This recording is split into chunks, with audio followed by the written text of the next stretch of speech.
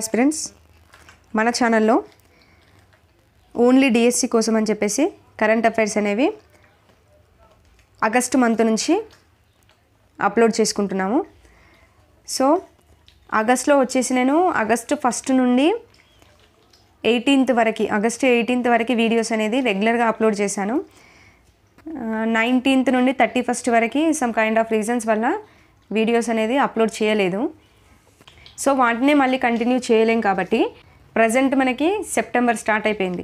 So ఎవరైనా నా videos follow అయ్యి నోట్ చేసుకున్న వారు ఉంటే వారి కోసం డెఫినెట్గా ఇప్పుడు ఆగస్టు 18 వరకు ఆపేసాం కదా, 19 to 31st వరకు నేను ఆ కరెంట్ అఫైర్స్ నోట్ చేసి పెట్టుకున్నాను. నా నోట్స్ అనేది ఆ 19 to 31st వరకు ఉన్న ఆగస్ట్ కరెంట్ అఫైర్స్ అన్నీ కూడా 1 or 2 వీడియోస్లో అప్లోడ్ చేసేస్తాను. సో నోట్ చేసుకోండి. ఇక ఇప్పటి నుండి అయితే సెప్టెంబర్ 1 నుండి మళ్ళీ కంటిన్యూ చేద్దాము. సో డైలీ అయినా లేదంటే డే బై డే అయినా డెఫినెట్గా కరెంట్ అఫైర్ పైన ఒక వీడియో అయితే పెడతాను. సెప్టెంబర్ 1 నుండి రెగ్యులర్గా కంటిన్యూ అవుతుంటాయి వీడియోస్ కరెంట్ అఫైర్స్వి.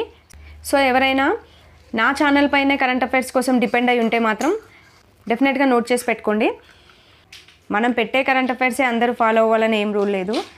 సో నేను పెట్టే కరెంట్ అఫైర్స్ కనీసం ఒక 20 మెంబర్స్లో ఒక 2-3కి యూజ్ అయినా ఓకే అని చెప్పేసి అప్లోడ్ చేస్తున్నాను. సో డెఫినెట్గా వీడియోస్ని యూజ్ చేసుకోండి. ఓకే, సో ఈరోజు వచ్చేసి సెప్టెంబర్ 1, 2 ఈ 2 డేట్లలో వచ్చిన కరెంట్ అఫైర్స్ ఏంటో చూద్దాం. చూడండి, మనకి షాంఘై సదస్సు గురించి వచ్చింది. అంటే ఎస్సీఓ అంటే ఏంటి? షాంఘై కోఆపరేషన్ ఆర్గనైజేషన్ గురించి రావడం జరిగింది. సో ఈ ఎస్సీఓ సదస్సు వచ్చేసి మనకి 25వ శిఖరాగ్ర సదస్సు. ఈ సదస్సు వచ్చేసి మనకి ఎక్కడ జరుగుతుంది అంటే చైనాలో జరుగుతుంది. చైనాలోని తియాన్జిన్లో మనకి ఈ 25వ షాంఘై సదస్సు అనేది నిర్వహిస్తున్నారు. సో దీనికి అధ్యక్షుడిగా చైనా అధ్యక్షుడు షీ జిన్పింగ్ ఇచ్చిన విందుతో దీనికి శ్రీకారం చుట్టారు. భారత ప్రధాని మోదీ, రష్యా అధ్యక్షుడు వ్లాదిమిర్ పుతిన్ సహా వివిధ దేశాధినేతలు విందుకు హాజరయ్యారు అని చెప్పేసి ఇచ్చారు. సో ఈ సదస్సు వచ్చేసి సభ్య దేశాల మధ్య ఐక్యతను, సహకారాన్ని పెంచి పురోగమనంలో మరింత పెద్ద పాత్రను పోషించడంలో ఈ సదస్సు దోహదపడుతుందని చెప్పేసి జిన్పింగ్ ఈ సందర్భంగా పేర్కొనడం జరిగింది. ఓకే, సో ఈ సదస్సులో 20 మంది విదేశీ నేతల్ని, 10 అంతర్జాతీయ సంస్థల అధిపతుల్ని ఈ సదస్సుకు ఆహ్వానించడం జరిగింది. ఓకే, సో మనకి జీకే పాయింట్ ఆఫ్ వ్యూలో చూసుకుంటే ఈ ఎస్సీఓ యొక్క కంప్లీట్ ఇన్ఫర్మేషన్ అనేది మనం చూసుకోవాల్సి ఉంటుంది. ప్రజెంట్ 25వ శిఖరాగ్ర సదస్సు కదా, 24 ఎక్కడ జరిగింది, 23 ఎక్కడ జరిగిందో కూడా చూసుకోవాలి. నేను చూపిస్తాను, చూడండి.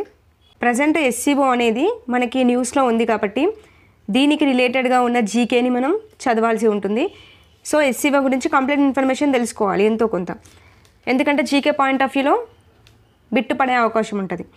సో చూడండి, ఈ ఎస్సీఓ అనేది China, Russia, Kazakhstan, Kyrgyzstan, Tajikistan, Uzbekistan, Bharat మరియు పాకిస్తాన్ల మధ్య శాంతి, భద్రత, సహకారాన్ని పెంపొందించే ఒక రాజకీయ మరియు ఆర్థిక మరియు అంతర్జాతీయ భద్రతా సంస్థ. ఓకే, సో దీన్ని మనకి 2001లో స్థాపించడం జరిగింది. దీని యొక్క ప్రధాన కార్యాలయం వచ్చేసి చైనాలోని బీజింగ్లో మనకి ఎస్సీఓ యొక్క ప్రధాన కార్యాలయం అనేది ఉంది. సో దీంట్లో మనకి ఇండియా అనేది ఎప్పుడు చేరింది అంటే చూడండి, 2017లో భారతదేశం, పాకిస్తాన్ చేరడంతో సభ్యుల సంఖ్య అనేది 8కి చేరింది. సో ఇప్పుడు ప్రజెంట్ ఎస్సీఓలో ఉన్న దేశాల సంఖ్య వచ్చేసి 8గా చెప్పుకోవచ్చు. ఏంటేంటి? China, Kazakhstan, Kyrgyzstan, Russia, Tajikistan, Uzbekistan మరియు భారత్, పాకిస్తాన్. వీటితో మొత్తం ఎస్సీఓలో ఉన్న సభ్యుల సంఖ్య 8గా చెప్పవచ్చు. ఓకే, సో ఇప్పుడు మనకి ప్రజెంట్ జరిగేది 25th. మరి 24th ఎక్కడ జరిగింది చూడాలి కదా. 24th వచ్చేసి ఆస్తనా, కజకిస్తాన్లోని ఆస్తనాలో 24th ఎస్సీఓ సమ్మిట్ అనేది జరిగింది.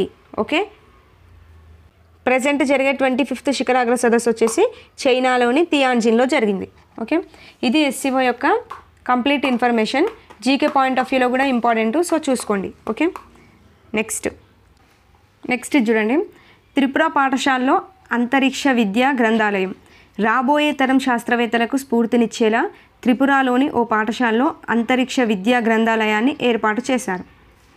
సో అంతరిక్ష విద్యపై వారిలో ఆసక్తి పెంచడానికి కృషి చేస్తున్నామని చెప్పేసి పేర్కొనడం జరిగింది. సో ఇటీవల అంతరిక్ష విద్యా గ్రంథాలయాన్ని ఏ పాఠశాలలో ఏర్పాటు చేశారు అంటే త్రిపుర పాఠశాలలో ఏర్పాటు చేశారు. ఇది ఒకటి గుర్తుపెట్టుకోండి. నెక్స్ట్, రాజస్థాన్ రాజధాని జైపూర్లో మిస్ టీన్ ఇంటర్నేషనల్ 2025 జరిగింది. ఈ మిస్ టీన్ ఇంటర్నేషనల్ 2025 కిరీటం వచ్చేసి స్పెయిన్ సుందరి లోరోనియా రూయిజ్ అనే ఆవిడ గెలుచుకోవడం జరిగింది. ఓకే, ఇది ఒకటి గుర్తుపెట్టుకోండి. నెక్స్ట్, ఈ కరెంట్ అఫైర్స్ చూడండి, ఇది ఇంపార్టెంట్, గుర్తుపెట్టుకోండి. ఏ రాష్ట్రంలోని 2025 ఆగస్టు 1 నుంచి మహాత్మా గాంధీ జాతీయ గ్రామీణ ఉపాధి హామీ చట్టం కింద పనిని తిరిగి ప్రారంభించాలని అక్కడి హైకోర్టు కేంద్ర ప్రభుత్వాన్ని ఆదేశించింది అని అడిగాడు. సో ఆన్సర్ వచ్చేసి పశ్చిమ బెంగాల్ ప్రభుత్వం. Okay, next, international energy agency తాజా గణాంకాల ప్రకారం గత 5 సంవత్సరాల్లో ప్రపంచవ్యాప్తంగా విద్యుత్తు ఉత్పత్తి సామర్థ్యంలో భారత్ ఎన్నో స్థానంలో నిలిచింది అని అడిగాడు. ఆన్సర్ వచ్చేసి 3వ స్థానంలో నిలిచింది. మొదటి 2 స్థానాలు వచ్చేసి చైనా, అమెరికా తొలి 2 స్థానాల్లో నిలిచాయి. భారత్ మాత్రం 3వ స్థానంలో నిలిచింది. ఓకే, ఎవరి గణాంకాల ప్రకారం? ఇంటర్నేషనల్ ఎనర్జీ ఏజెన్సీ యొక్క తాజా గణాంకాల ప్రకారం. సో ఇది ఒకటి గుర్తుపెట్టుకోండి. WEF ప్రపంచ ఆర్థిక వేదిక ఇంధన పరివర్తన సూచిక 2025లో భారత్ ఎన్నో స్థానంలో నిలిచింది అని అడిగాడు. సో ఆన్సర్ వచ్చేసి భారత్ వచ్చేసి 71వ స్థానంలో నిలిచింది. సో దీంట్లో వరుసగా తొలి 3 స్థానాలు అయితే డెఫినెట్గా ఇంపార్టెంట్, గుర్తుపెట్టుకోవాలి. ఈ సూచికలో స్వీడన్, ఫిన్లాండ్, డెన్మార్క్ ఈ 3 కూడా తొలి 3 స్థానాల్లో నిలిచాయి. బట్ భారతదేశానికి మాత్రం 71వ స్థానం వచ్చింది. ఓకే, గుర్తుపెట్టుకోండి. నెక్స్ట్, ఇది చూడండి, అంతర్జాతీయ సంఘర్షణలో లైంగిక హింస నిర్మూలన దినోత్సవాన్ని ఏటా ఏ రోజున నిర్వహిస్తారు అని అడిగాడు. ఆన్సర్ వచ్చేసి జూన్ 19 రోజున అంతర్జాతీయ సంఘర్షణలో లైంగిక హింస నిర్మూలన దినోత్సవాన్ని నిర్వహిస్తారు. సో 2025లో దీని యొక్క థీమ్ ఏంటి అని చూసినట్లయితే 2015 నుంచి ఐరాస జరుపుతున్న ఈ దినోత్సవాన్ని 2025లో breaking the cycle, healing the scars, addressing the generational effects of conflict related sexual violence అనే థీమ్తో నిర్వహించారు. సో ఈ థీమ్ ఇంపార్టెంట్, గుర్తుపెట్టుకోండి. ఓకే, నెక్స్ట్, ఇరాన్ అణు కేంద్రాలు, ఉన్నత స్థాయి సైనిక అధికారులపై ఇజ్రాయెల్ దాడులకు ప్రతీకారంగా ఇరాన్ ఏ పేరుతో ప్రతిదాడులను నిర్వహించింది అని అడిగాడు. సో ఆన్సర్ వచ్చేసి ఆపరేషన్ ట్రూ ప్రామిస్ 3 అనే పేరుతో నిర్వహించింది. ఇక్కడ ఇన్ఫర్మేషన్ ఇచ్చారు చూడండి. ఇస్లామిక్ రెవల్యూషనరీ గార్డ్ కార్ప్స్ నాయకత్వంలో ఈ ప్రతీకార దాడులను ఇరాన్ నిర్వహించడం జరిగింది. Okay, next, international big cat alliance మొదటి అసెంబ్లీని ఇటీవల ఎక్కడ నిర్వహించారు అని అడిగాడు. ఆన్సర్ వచ్చేసి న్యూఢిల్లీలో నిర్వహించడం జరిగింది. భారత పర్యావరణ మంత్రి భూపేంద్ర యాదవ్ అధ్యక్షత వహించిన ఈ కార్యక్రమంలో 9 దేశాల నుంచి ప్రతినిధులు పాల్గొన్నారు. సో 9 దేశాలు ఇక్కడ ఇచ్చారు చూసుకోండి. 7 ప్రధాన బిగ్ క్యాట్ జాతుల రక్షణకు IBCAను భారత్ ప్రారంభించింది. ఓకే, నెక్స్ట్, ఈ కరెంట్ అఫైర్స్ చూడండి. IMF గురించి వచ్చింది. అంతర్జాతీయ ద్రవ్యనిధి ఎగ్జిక్యూటివ్ డైరెక్టివ్గా RBI మాజీ గవర్నర్ ఉర్జిత్ పటేల్ నియమితులయ్యారు. 3 ఏళ్ల పాటు ఆయన ఈ పదవిలో కొనసాగనున్నారు. గతంలో ఈ బాధ్యతల్లో ఉన్న డాక్టర్ కృష్ణమూర్తి సుబ్రమణియన్ 2025 మేలో ప్రభుత్వం తొలగించడం జరిగింది. Okay, next bit, PM Jan Dhan Yojana పథకం ప్రారంభించి 2025 ఆగస్టు 28 నాటికి 11 ఏళ్ళు పూర్తయింది. ఈ కాలంలో ఆ ఖాతాల్లో డిపాజిట్లు దాదాపు 16 రెట్లు పెరిగాయి. కేంద్ర ప్రభుత్వ పథకాల ప్రయోజనాలను లబ్ధిదారులకు నేరుగా అందించడానికి 2014 ఆగస్టు 28న ప్రవేశపెట్టిన ఈ పథకం ఇప్పుడు రుణ సౌకర్యం, సామాజిక భద్రత, పొదుపు, పెట్టుబడులకు ఉపయోగపడుతున్నట్లు ఆర్థిక మంత్రి నిర్మలా సీతారామన్ గారు తెలపడం జరిగింది. ఓకే, సో ఈ ప్రధానమంత్రి జన్ధన్ యోజన పథకం వచ్చేసి 11 ఏళ్ళు పూర్తయింది. 2014లో ఈ పథకాన్ని ప్రవేశపెట్టారు. ఈ 2 పాయింట్స్ అయితే గుర్తుపెట్టుకోండి. నెక్స్ట్, గత ఆర్థిక సంవత్సరం 2024-25లో రాష్ట్రాల ఆదాయ వ్యయాలు, అప్పులు, జీడిపి వివరాలతో రిజర్వ్ బ్యాంక్ 2025 ఆగస్టు 29న ఒక నివేదికను విడుదల చేసింది. ఇందులో రాష్ట్రాల ఆర్థిక స్థితిగతులను వివరించడం జరిగింది. దీని ప్రకారం దేశంలో తలసరి జీడిపిలో కర్ణాటక వచ్చేసి అగ్రస్థానంలో నిలిచింది. ఇంపార్టెంట్ గుర్తుపెట్టుకోండి. సో తలసరి జీడిపిలో అగ్రస్థానంలో నిలిచింది కర్ణాటక.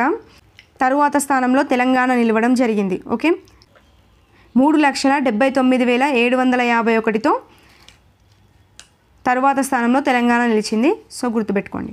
నెక్స్ట్, దేశంలో అత్యధికంగా ఆహార ఉత్పత్తుల రంగంలో 21.67 లక్షల మంది పనిచేస్తున్నట్లు ప్రభుత్వ గణాంకాలు వెల్లడించాయి. దేశవ్యాప్తంగా ఉన్న పరిశ్రమల్లో 15.99% వాటా ఆహార ఉత్పత్తులదే. తరువాతి స్థానంలో జౌళి, ప్రాథమిక లోహాల రంగాలు కూడా ఉన్నాయి. ఓకే, నెక్స్ట్, కేంద్ర విద్యాశాఖ 2025 ఆగస్టు 28న విడుదల చేసిన unified district information system for education plus UDISE plus 2024-25 నివేదిక ప్రకారం దేశంలో టీచర్ల సంఖ్య తొలిసారి 1 కోటి దాటింది. సో ఇది మన టీచింగ్ రిలేటెడ్ది కాబట్టి డెఫినెట్గా గుర్తుపెట్టుకోండి. సో ఏ నివేదిక ప్రకారం అంటే ఈ నివేదికను గుర్తుపెట్టుకోవాలి. ఎంత దాటింది అంటే 1 కోటి దాటింది, ఇది ఒకటి గుర్తుపెట్టుకోవాలి. సో ఇక్కడ టీచర్ల సంఖ్య కూడా ఇచ్చారు చూడండి. 2023-24లో 98,07,600 మేర టీచర్లు ఉంటే 2024-25కి 1,01,22,420కి పెరిగింది. ఓకే, ఇవ్వండి ఈ 2 డేట్స్లలో వచ్చిన కరెంట్ అఫైర్స్, సెప్టెంబర్ 1, 2. నెక్స్ట్ వీడియోలో ఇంకో 2 లేదా 3 డేట్స్ తీసుకొని ఆ డేట్స్లో వచ్చిన కరెంట్ అఫైర్స్ని డిస్కస్ చేద్దాం. ఓకే, వీడియో యూస్ఫుల్గా అనిపిస్తే మాత్రం డెఫినెట్గా ఒక లైక్ చేయండి. థ్యాంక్ యూ అండి. Thank you for watching.